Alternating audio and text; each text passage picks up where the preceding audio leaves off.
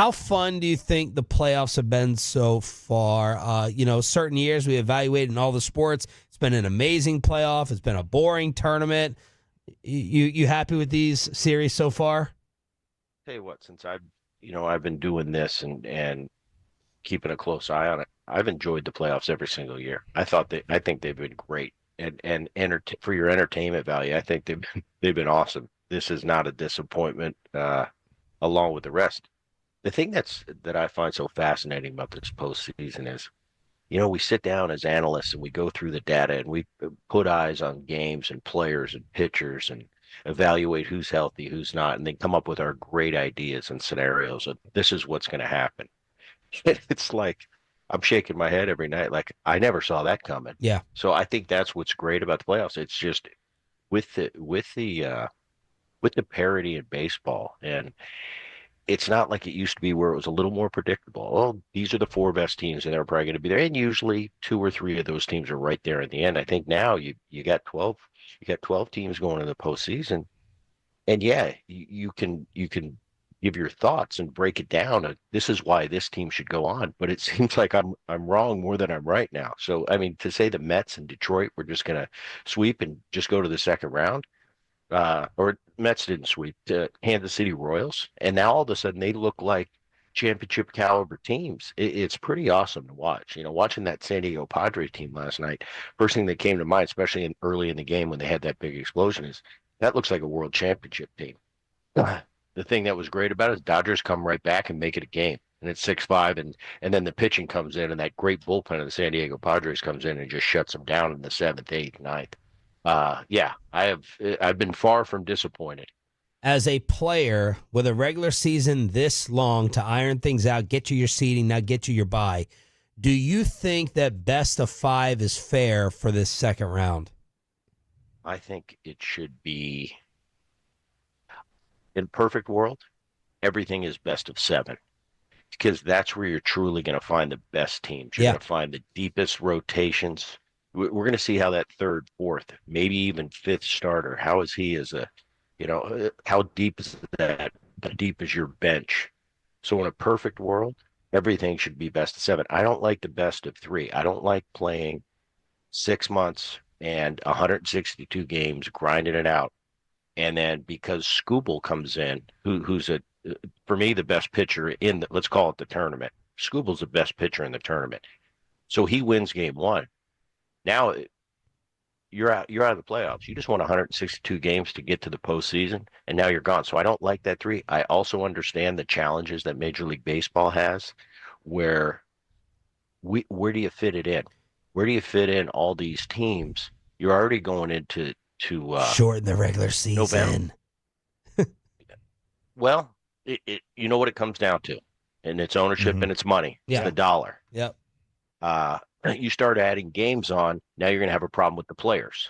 The players union is going to say, wait a minute, we already play 162. Now you want us to add playoff games. So yeah, as a fan, as an ex-player, man, I want that 7-game series, because that's how you truly, in the end, you get that team that's tried and true, and I think you get a real champion. I'm not saying that you're not a real champion. It's still, you're going through this grind and this postseason and 4 rounds. If you're holding up that trophy at the end, you more than deserve it. But to get rid of the people saying, oh, well, they're not the best team, they just got hot at the right time. Put it in a 7-game series. You'll see the true great teams and the teams that have depth. Bret Boone, Audacy Insider, joining us here on 105.3 The Fan. So if you look around at the big dogs in this, the Aaron Judge, the Bobby Witts, Shohei, right, they all had great, unbelievable seasons. And Shohei had the home run in game 1, but he really hasn't been great in this series. 3 for 13. Judge 1 for 7. Witt doesn't have a hit in this series. He's just got 3 singles in the playoffs. Are they not hitting, or are they not getting anything to hit? Like, go back to 2001 with yourself. You had a great year, but were you given nothing to hit in the playoffs? Do they pitch you differently? And my point, I'll throw in, Brett. I always laugh and roll my eyes when someone goes, he's having a terrible postseason, and we're 12 at bats in, we're 13 at bats in. That to me is a joke. And then we judge your legacy off of it. Right. You look at Aaron Judge right now. He's played 2 games. Come on. He's played 2 games. and he's reached base 3 times, and he is in the biggest slump of his life. No, I think you're always, when you're the main guy, when you're that guy that people key on, when we have our meetings the night before the series and we say, don't let XY beat you, you're always going to be in a tougher situation. And I think the ultimate of all this, Kershaw has had a rough postseason, one of the greatest pitchers of all time. In my generation, it was Barry Bonds. Barry Bonds had zero success in the postseason until 2002, where I don't think they got him out, and he finally got that label taken away from him. No, when you're the man, when you're one of these great players, these MVP type players, they're going to pay special attention to you. And you look at an Aaron Judge, you got Juan Soto in front of him, who's had a great postseason thus far, but Judge is hitting behind Juan Soto. Because you pick your poison. It's like I've got to pitch to somebody. I can't just not pitch to all of them. And I'm not saying, that's why Soto's doing great. I'm just saying if you're in front of the big dog and that's Aaron Judge, you're going to they got to kind of come to you a little bit more. Whereas Aaron, they really don't have to. That being said, I don't look really anything into it. I look about the teams and that's a time for other guys to step up and be a huge part of a win or a series win in this postseason. And I don't put much into, he's not showing up or he's choking or anything like that. I think it's ridiculous. Plus, we're 2 games in. 2 of the ball clubs have played 3 games now. But yeah, no, I don't look anything to it. When it's said and done, if the Yankees continue to advance, Aaron Judge is going to be a big factor at some point. Brett, when we talk about Bobby Witt. Yeah, when we talk about those big names that are in there, Judge and Ohtani and different guys like that, the note came out this week, said that playoff ratings are up 41% on the television, and that there's a lot of, in fact, it's a 10-year high for this early in the postseason, the kind of ratings they've been pulling in. Is that going to be something where more eyeballs are going to be drawn, or more interest, do you think, nationally is drawn by the ideas of these Lindors, Harpers, Ohtani, guys like that being involved in the postseason?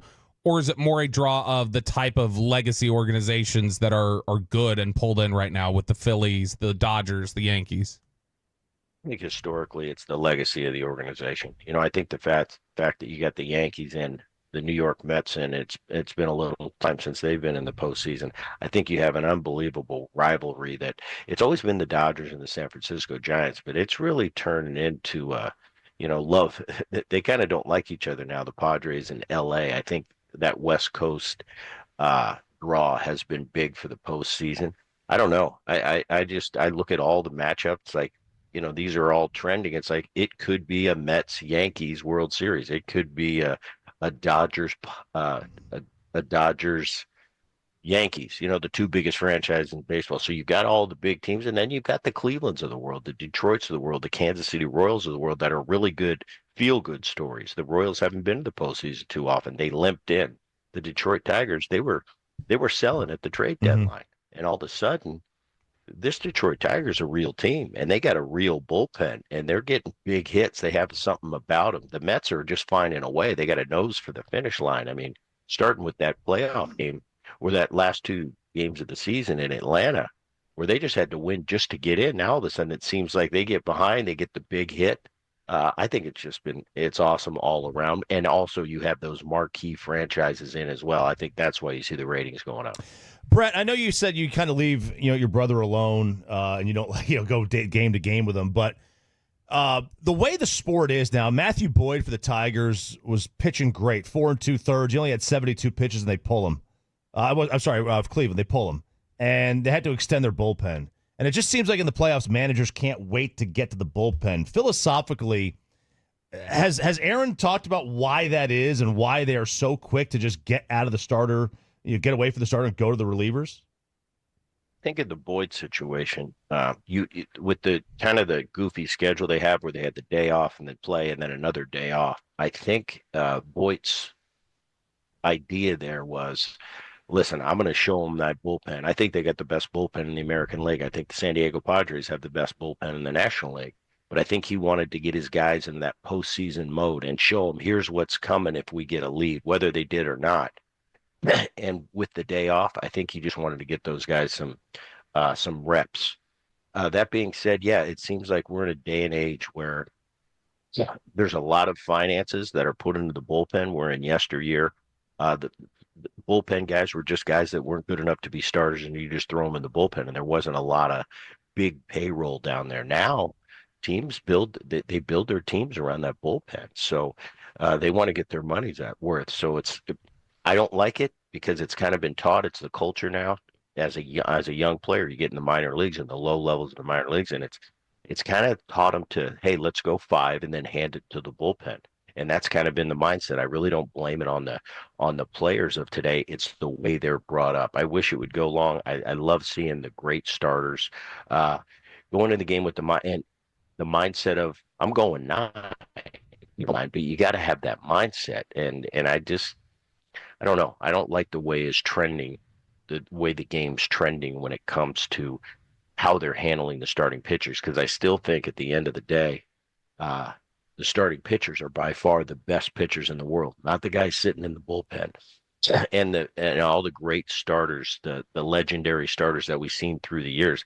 When it's a five and dive situation, are we going to see that anymore? Are you going to see the Pedro Martinez's, the Randy Johnsons, the Justin Verlanders? Is that kind of going to be something that goes away, and you're just going to have, oh, he gave us 4 2/3 today because we got a great bullpen? I don't know. We'll see. That's one thing in the game that I don't really like. It's all about data and third time around the order.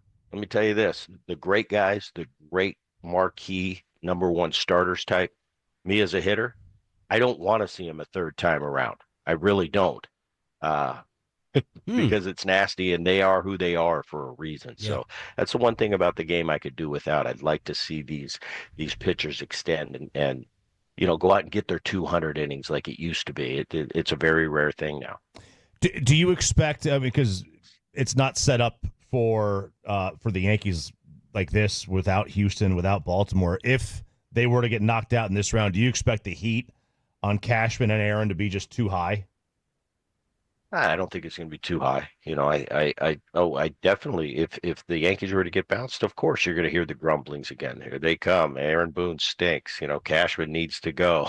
It's just what, when you sign up to be the manager and the general manager of the New York Yankees, this comes with the territory, and you got to deal with it. At the end of the game, players win games, and from a media standpoint or a fan's perspective, managers and general managers lose games. That seems what the sentiment is out there in the public. But to this point, I look at Aaron, his body of work, what he's done with ball clubs that he's been given. And I can take the brother hat off and just be an analyst looking at Aaron Boone, the manager. I think he's done a great job. I think guys love playing for him. And I look at his rosters that has been constructed over the years. I think he's won 100 games four times out of the 7 years that he's been the Yankees skipper. So if they were not to advance, I think you're definitely going to hear the drum beats from fans, talk radio. But I don't, I don't know, because you never know. How loud do they get? I think his relationship with a Hank Steinbrenner, I think, is very good. I think they really like him there. So, yeah, you're going to hear the grumblings, but I think that's all they are. And see, you never know. This game, as a manager, you're hired to be fired. The greatest of all times are going to get fired. When Joe Torre won 4 World Series, guess what? One day it was a time where, hey, Joe, that's it. You're done. So it happens. We'll see. But, hopefully on a personal, for personal reasons, I'd like to see the Yankees advance.